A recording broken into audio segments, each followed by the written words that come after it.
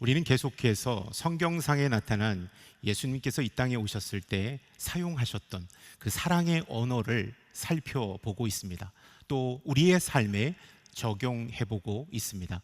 오늘은 축복의 말을 우리가 함께 이 말씀 속에서 찾아보길 원합니다. 제가 어릴 적 중학교 때 가장 부러워했던 한 친구가 있습니다. 그 친구의 어떤 면이 부러웠냐면 넓은 마음, 배려하는 마음씨, 이것이 무척 부러웠어요.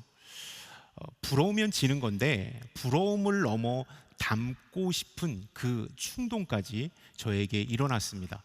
어떻게 해서 나랑 똑같은 나이에 저렇게 큰 마음을 가질 수 있을까? 그리고 사람들한테 양보할 수 있을까? 그리고 사람들을 세워줄 수 있을까라고 고민했습니다.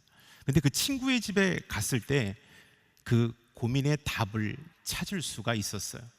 그 친구의 집에 갔을 때 엄마 아빠가 자녀들에게 존댓말을 사용하는 것입니다. 그리고 잘 설명해주고 축복해주고 작은 거지만 칭찬해주는 부모님의 그 모습을 봤습니다. 그리고 학교 갈 때 손을 얹고 기도해주는 모습을 봤습니다. 제가 그 친구와 학교 같이 가려고 집을 가면 저도 같이 축복 기도를 받곤 했습니다. 그 광경을 보면서 제가 다짐한 게 있습니다. 나도 다음에 가정을 이루고 결혼을 해서 자녀가 생기면 꼭 존댓말을 쓰리라. 그리고 우리 자녀들에게 축복하고 그들에게 잘 들어주리라 라고 다짐을 하고 제 자신과 약속을 했습니다. 그 약속은 오늘 지금 이 순간도 계속 지켜지고 있습니다. 그렇게 우리의 자녀를 존댓말로 또 잘 들어주고 작은 거지만 칭찬해 줬을 때 우리 아이들이 다른 사람들보다 더 배려심이 있고 다른 사람을 더 세워주는, 그리고 따뜻한 마음을 소유하게 되는 그러한 아이로 성장하고 있다는 것을 발견하게 됐어요. 자존감도 높아지면서 말이죠. 이렇게 축복의 말, 부모님으로부터 이렇게 축복의 말을 듣고 자라면 인간은 그 심성이 고와지고 내면이 건강해지며 자존감이 높아지게 된다라는 사실을 우리는 기억해야 합니다. 우리는 왜 축복의 말, 긍정의 말, 아주 잘 되라고 하는 그러한 말을 들으면 우리 내면이 건강한 사람이 될까요? 이유는 딱 한 가지입니다. 하나님께서 우리를 그렇게 창조하셨기 때문입니다. 거룩하신 하나님의 말씀, 그 하나님의 말씀은 축복의 말씀이고 우리를 긍정적으로 보시는 말씀입니다.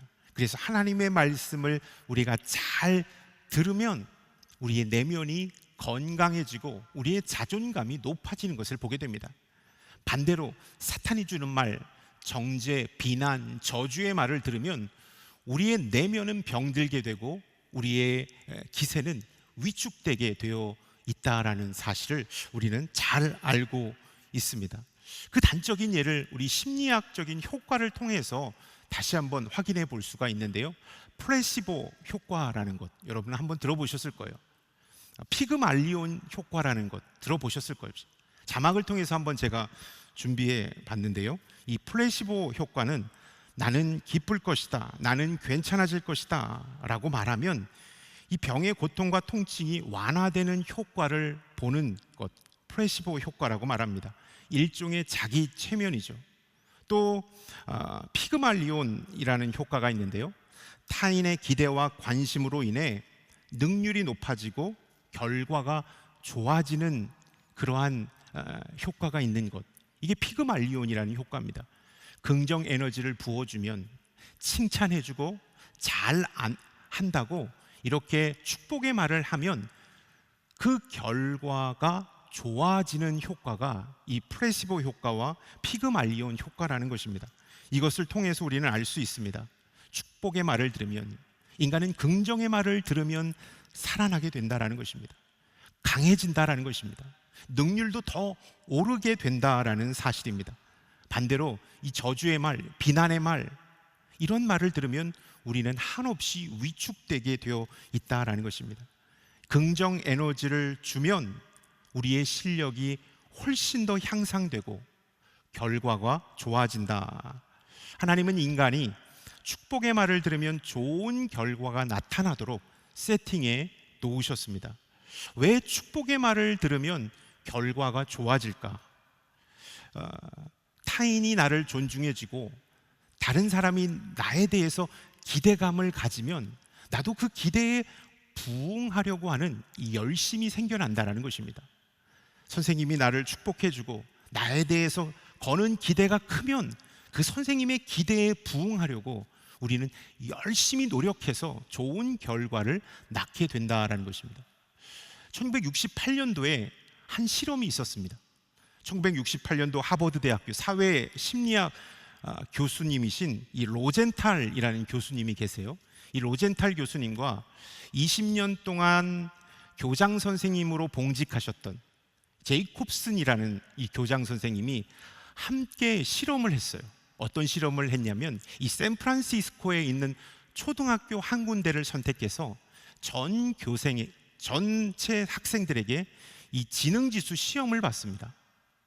그리고 나서 검사 결과를 알려주지 않고 그 중에서 한 20%의 학생만을 선별했어요.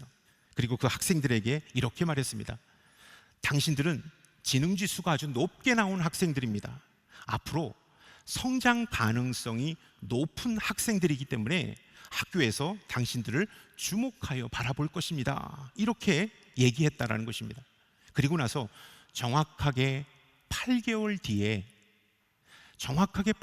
뒤에 다시 지능 검사를 했는데 무작위적으로 20%에 뽑힌 학생들, 그리고 칭찬과 발전 가능성이 있다라는 말을 들은 이 학생들이 실제적으로 지능 지수가 높게 나왔고 실제로 성적이 크게 향상됐다라는 연구 결과를 이 제이콥슨과 로젠탈 교수가 만들어냈다라는 사실입니다.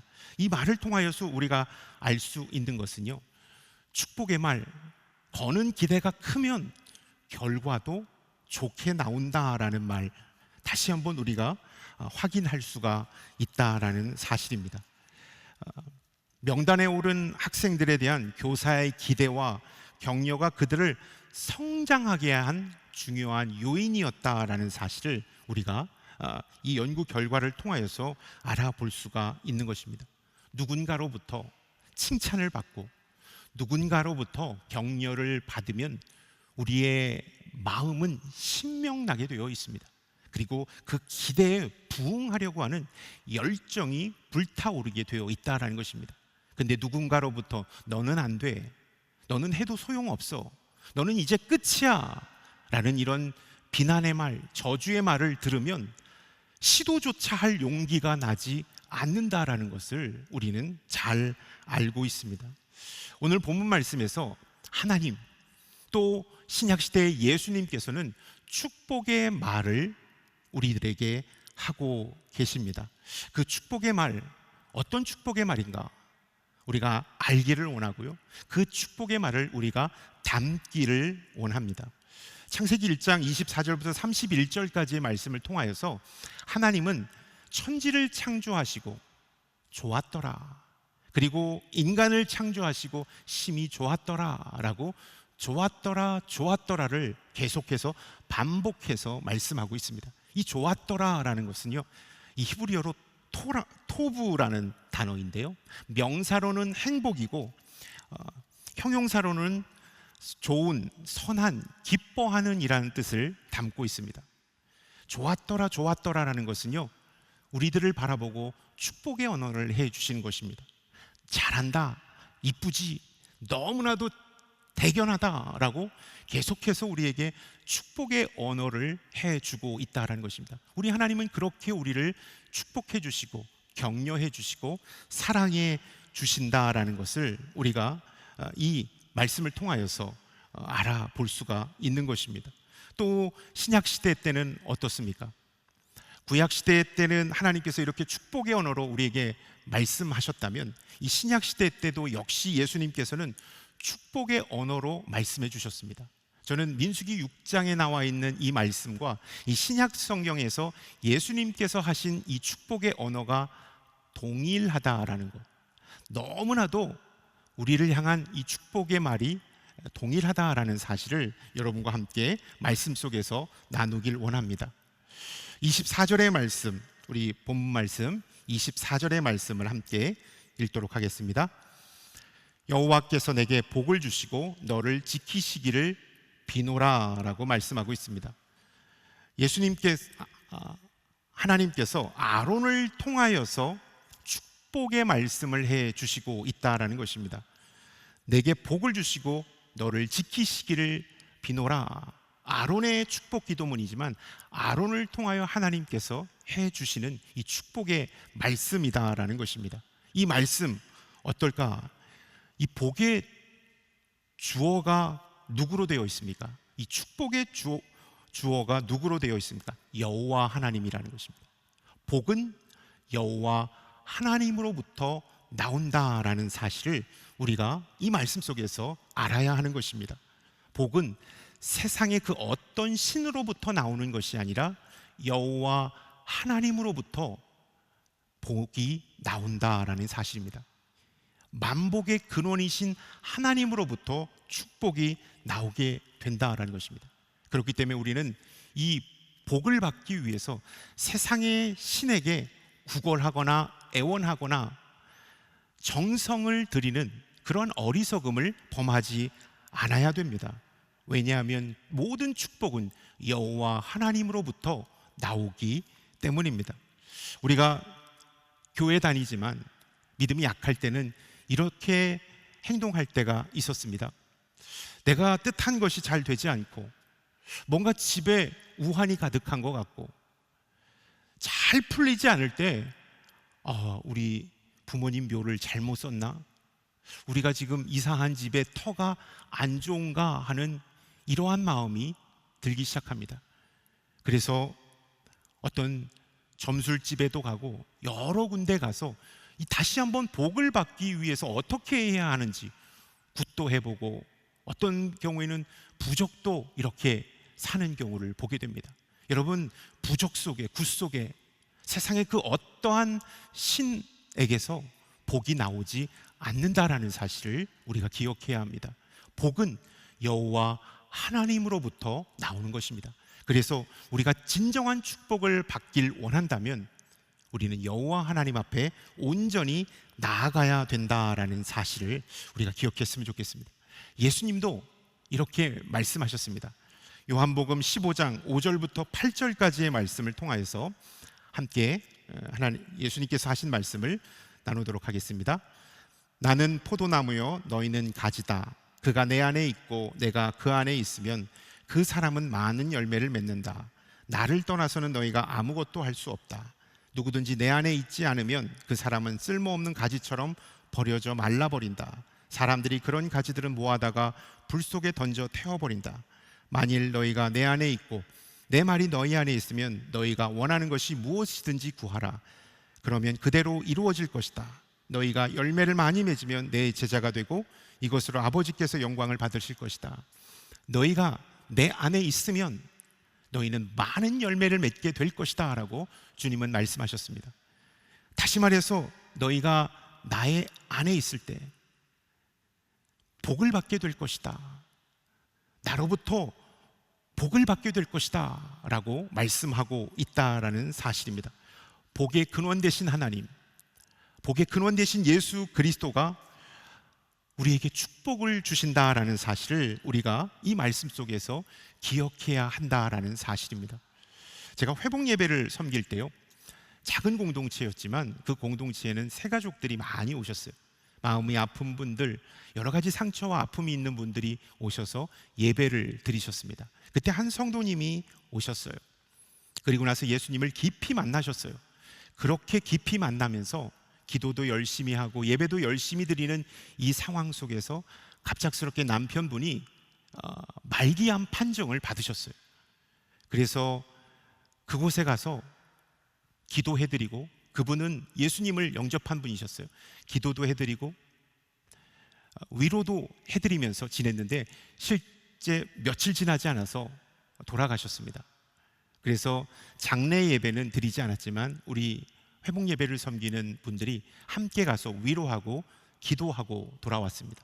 그리고 나서 한참 지났을 때, 장례가 다 끝나고 좀 시간이 지났을 때 그 성도님이 전화를 주셨어요. 목사님, 우리 남편과 제가 일평생 하나님을 떠나 살다가 최근에서야 하나님을 영접했는데 우리 남편이 예수 믿고 천국 가게 되어서 너무나도 기쁘고 감사합니다. 근데 그동안 우상 섬겼던 이 우상들이 집안에 너무 많이 있습니다. 예수님 믿고는 이거 쳐다보지도 않는데 이거 버려야 되는데 무서워서 버릴 수가 없습니다. 혹시 목사님께서 그거 대신 저 버려줄 수 있으신가요? 라고 질문을 하셨어요. 그래서 제가 대답했습니다. 제가 집까지는 갈 수 없고요, 그거 갖고 오신다면 교회에서 함께 기도하면서 저랑 같이 버리면 어떨까요? 라고 답을 드렸어요. 그랬더니 정말로 보자기에다가 그동안 우상 숭배했던 모든 것들을 가지고 오셨어요. 그리고 나서 제가 기도를 했습니다. 이제는 예수 그리스도가 자녀가 되었습니다. 세상의 그 어떠한 신도 주님께로 나아가는 이 성도님을 가로막을 수 없습니다. 주님 강권하여 주시고 이제는 세상 그 어떠한 신에게도 절하거나 경배하지 않게 하시고 오직 예수 그리스도만을 섬기는 귀한 하나님의 딸이 되게 해주십시오 라고 기도를 한 다음에 저랑 같이 사랑홀 뒤에 있는 이 뒷길로 올라오면 휴지통이 있습니다. 기도하고 하나씩 버렸어요. 저도 버리고 그 성도님도 같이 버렸어요. 버리면서도 많이 떨려 하셨습니다. 그리고 나서 과감하게 버리고 나서 같이 함께 기도를 드렸습니다. 이제는 예수 그리스도만을 바라보겠습니다. 이제는 진짜 주님이 자녀가 되겠습니다 라는 기도를 드렸어요. 그리고 나서 그 어떠한 일도 일어나지 않았습니다. 왜냐하면 축복은, 모든 복은 예수 그리스도로부터 시작되기 때문입니다. 예수 그리스도로부터 그 복이 시작되기 때문에 우리가 복을 받기를 원한다면 주님을 영접해야 한다라는 사실입니다. 예수 그리스도를 우리가 영접할 때 우리는 진짜 구원이라는 가장 큰 축복을 받는 자가 된다라는 사실을 우리가 기억해야 합니다. 그렇기 때문에 예수님의 그 축복의 언어를 우리의 삶에 적용한다면 사람들에게 칭찬하고 격려하는 것을 넘어서 더 큰 축복의 언어를 이렇게 저는 여러분들이 실천해 봤으면 좋겠습니다. 예수 그리스도를 영접하십시오. 주님을 영접할 때 진짜 복이 여러분에게 임합니다. 당신에게 임합니다. 예수 그리스도를 영접하십시오. 그리하면 여러분의 삶에 풍성한 열매를 맺게 될 것입니다. 이러한 축복의 말이 우리의 말이 될 수 있기를 주님의 이름으로 축원합니다. 25절의 말씀을 한번 읽도록 하겠습니다. 예수께서 그 얼굴을 내게 비추시고 내게 은혜 베푸시기를 비노라. 은혜의 축복을 내려주신다라는 사실입니다. 하나님께서 그 얼굴을 비춰주셔서 은혜의 축복을 내려주신다라고 말씀하고 있습니다. 이 은혜란 헬라어로 카리스라는 단어인데요, 호의, 선물, 감사, 자비를 뜻합니다. 하나님의 무조건적이고 자의적인 사랑을 이 은혜라는 단어로 표현할 수가 있는 것입니다. 나는 그 어떠한 공로도 한 것이 없는데, 나는 하나님의 자녀가 되기 위해서 그 어떠한 노력도 하지 않았는데 하나님께서 나를 일방적으로 사랑해 주시고 당신의 자녀 삼아 주신 것, 이게 바로 은혜라는 것입니다. 여러분, 인간이 그랬습니다. 아담과 화가 그랬습니다. 하나님이 전적으로 사랑해 주셨어요. 하나님께서 전적으로 너는 내 것이다, 그리고 우리에게 엄청난 축복을 내려 주셨습니다. 그런데 우리는 아담과 하와가 저질렀던 원죄처럼 이 사단의 꼬임에 빠져서 우리는 하나님의 은혜를 잃어버린 자가 되었다라는 사실입니다. 그런데 예수 그리스도께서 다시 오셔서 잃어버렸던 은혜를 우리 가운데 다시 허락해 주셨다라는 것입니다. 가장 먼저 은혜의 축복을 받는 우리였는데 우리가 원죄를 지음으로 말미암아 그 은혜를 잃어버린 자가 되었습니다. 그런데 예수님께서 이 땅에 오셔서 다시 잃어버렸던 은혜, 하나님의 전적인 자녀가 되는 잃어버렸던 은혜를 우리 가운데 축복의 선물로 허락해 주셨다라는 사실입니다. 요한복음 11장 25절부터 26절의 말씀을 우리 한번 읽어보도록 하겠습니다. 예수께서 마르다에게 말씀하셨습니다. 나는 부활이요 생명이니 나를 믿는 사람은 죽어도 살겠고 살아서 나를 믿는 사람은 영원히 죽지 않을 것이다. 내가 이것을 믿느냐? 에베소서 2장 8절의 말씀도 한 번 더 읽겠습니다. 여러분은 믿음으로 인해 은혜로 구원받았습니다. 이것은 여러분에게서 나온 것이 아니요 하나님의 선물입니다. 잃어버렸던 은혜를 예수 그리스도께서 다시 회복시키시고 우리 가운데 다시 은혜의 축복을 허락해 주셨습니다. 영원히 사는 축복, 하나님의 자녀가 되는 축복을 우리 가운데 허락해 주셨다라는 사실입니다. 여러분, 주님께서 베풀어 주신 은혜는요, 값비싼 은혜이지만 우리에게 값없이 주셨다라는 사실을 우리가 기억해야 합니다.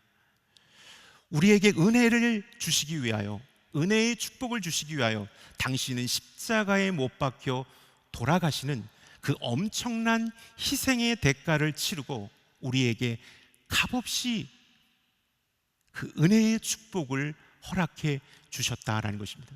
그래서 영원히 사는 축복, 하나님의 자녀가 되는 축복을 허락해 주셨습니다. 사망과 죽음의 죄와 사망의 권세를 이기는 축복을 주님께서 은혜의 축복으로 우리 가운데 부어 주셨다라는 사실입니다. 그렇기 때문에 여러분, 은혜의 축복을 다시 받으려면 어떻게 해야 될까요? 우리의 죄를 회개해야 합니다. 내 안에 있는 죄, 예수님을 알지 못한 상태에서 저질렀던 우리의 죄를 온전히 회개해야만 우리는 은혜의 축복을 받는, 주님께서 내려주시는 은혜의 축복을 받는 하나님의 자녀가 될 수 있다라는 사실을 우리가 기억했으면 좋겠습니다. 그래서 할 수만 있다면 우리의 입술 가운데 다른 만나는 사람들에게 예수 그리스도를 영접하십시오.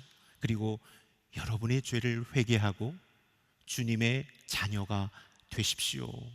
이러한 말이 진짜 축복의 언어가 된다라는 사실을 우리가 기억했으면 좋겠습니다. 26절의 말씀, 마지막 하나님께서는 이 축복을 말씀에 아론을 통하여 이렇게 말씀하셨습니다. 함께 읽겠습니다. 여호와께서 그 얼굴을 너를 향해 드시고 내게 평강을 주시기를 비노라. 하나님은 우리에게 이 평강의 축복을 내려주셨다. 평강, 우리가 잘 알고 있는 히브리어로 샬롬, 헬라어로는 에이레네라는 단어를 쓰는데요, 이 평강이라는 것은 단순하게 전쟁이 없는 평화의 상태만을 의미하지는 않습니다. 기쁨, 행복, 안전, 건강, 이것이 바로 샬롬이라는 거예요. 평안이라는 거예요. 어떠한 부귀영화를 누리고 입신양명을 누려서 우리가 샬롬을 누리는 것이 아니라 하나님께서 우리에게 이 평강의 복을 허락해 주실 때 우리는 진짜 안전하고 행복하고 건강한 축복을 얻게 된다라는 사실을 말씀하고 있다라는 것입니다. 그렇게 우리를 하나님께서는 평강으로 세워주셨고 그 평강으로 온전케 해주셨습니다. 그런데 원죄로 인하여 그 평강의 복이 깨져버렸어요. 그래서 불안이 찾아왔고 두려움이 찾아왔고 늘 언제나 노심초사하는 마음이 우리 가운데 생기게 된 것입니다. 이 평강의 마음이 좀처럼 생기지 않는 것입니다. 그러나 예수님께서는 신약시대 요한복음 14장 27절의 말씀을 통하여 우리에게 이렇게 말씀하셨습니다. 요한복음 14장 27절의 말씀입니다. 함께 읽겠습니다. 내가 너에게 평안을 주고 간다. 곧 내 평안을 너희에게 준다. 내가 주는 평안은 세상이 주는 것과 같지 않다. 너희는 마음에 근심하지 말고 두려워하지 마라. 주님께서 우리에게 평안을 주신다라고 말씀하고 있습니다. 이 평안은 두렵고 무서운 모든 것들을 다 없애주시는 평안이다라는 사실을 말씀하고 있습니다. 평강을 주시는 하나님, 그러나 원죄로 인하여 우리는 그 평강을 잃어버리고 불안과 두려움 가운데 살아가는 존재가 되었습니다. 그러나 예수님께서 다시 오셔서 우리에게 축복의 말씀을 해주셨는데 이 평안의 복을 우리 가운데 허락해 주셨다라는 사실입니다. 그래서 예수 그리스도를 영접하고 주님을 내 삶의 주인으로 모시고 살면 내 삶의 환경과 처지는 아무것도 변한 것이 없는데 내 마음이 편하고 기쁘고 행복해진다라는 사실입니다. 여러분, 로또 복권에 당첨되고요, 아파트 청약에 당첨이 되고 자녀가 좋은 대학에 입학을 하고 그러면 기쁨이 있죠. 근데 그런 기쁨은 오래 가지 못합니다. 제가 한 성도님과 이사 신방을 가서 이야기를 나눴는데요, 집사님, 이 집에 오니까 너무 좋죠? 너무 행복하죠?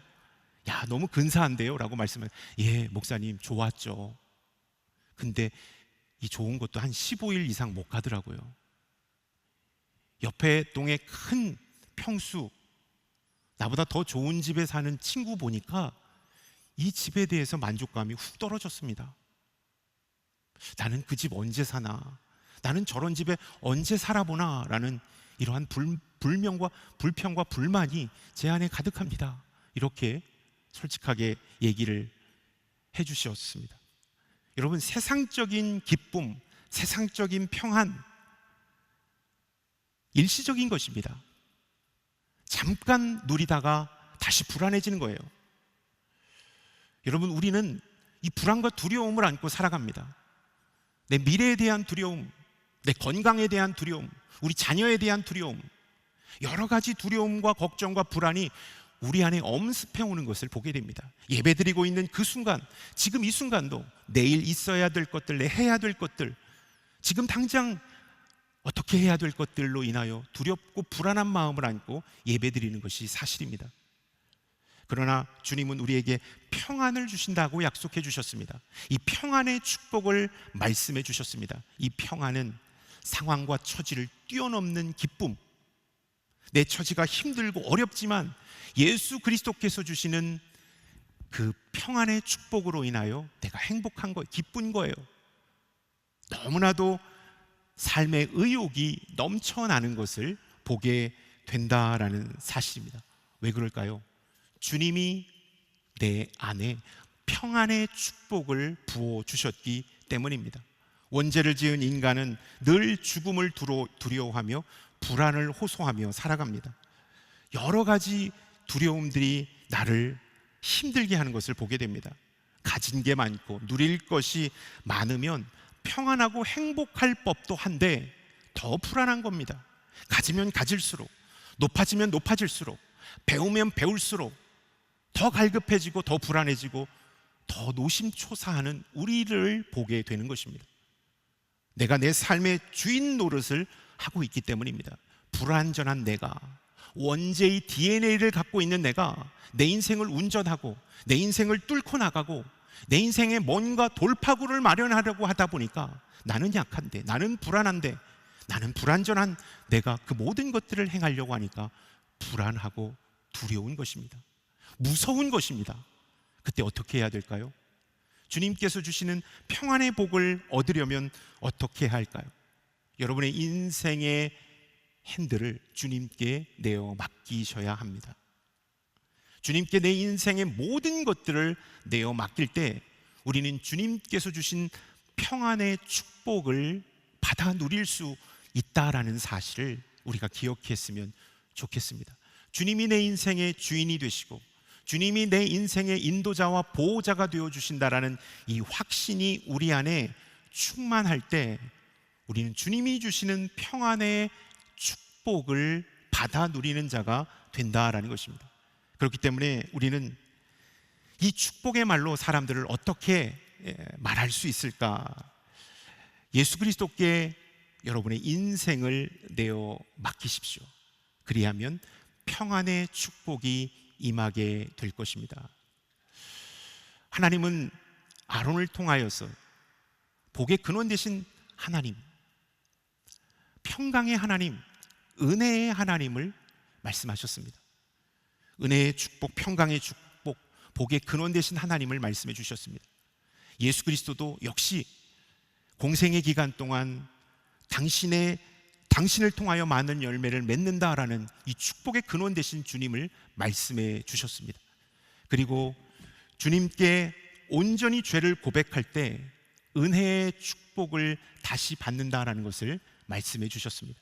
그리고 예수 그리스도께 내 인생을 온전히 내어 맡길 때 평안의 복이 오게 된다라는 사실을 말씀해 주셨습니다. 여러분, 우리는요, 이 축복의 말씀을 내 삶에 실천하고 선포하는 자가 되어야 될 줄로 믿습니다. 이 축복의 말씀을 받아 누리고 이 말씀을 믿지 않는 영혼들에게 다시 축복의 언어로 선포하는 자가 되어야 합니다.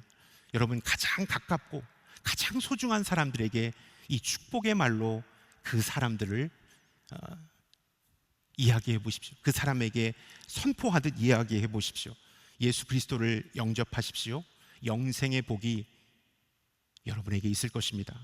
예수 그리스도께 여러분의 죄를 고백해 보십시오. 은혜의 복을 받게 될 것입니다. 예수 그리스도께 여러분의 인생을 내어 맡기십시오. 주님께서 여러분에게 평안의 복을 함께해 주실 것입니다. 그러한 축복을 받아 누리는, 그리고 그 축복을 믿지 않는 영혼들에게 선포하는 저와 여러분들이 될 수 있기를 주님의 이름으로 축원합니다. 아멘. 기도하겠습니다. 하나님, 예수 그리스도를 영접한 자에게 영생을 주시고 주님께 죄를 고백한 자에게 은혜의 복을 회복시키시고 예수 그리스도께 인생을 맡긴 자에게 평안의 축복을 주시는 주님 앞으로 나아갑니다. 우리에게 평안의 복이 있게 하시고 은혜의 복이 있게 하시고 복의 근원 되신 예수 그리스도로 말미암아 우리의 삶이 열매 맺는 삶이 되게 하여 주옵소서. 그 축복을 선포하길 원합니다. 그 축복을 전하는 저희들이 되게 하여 주시옵소서.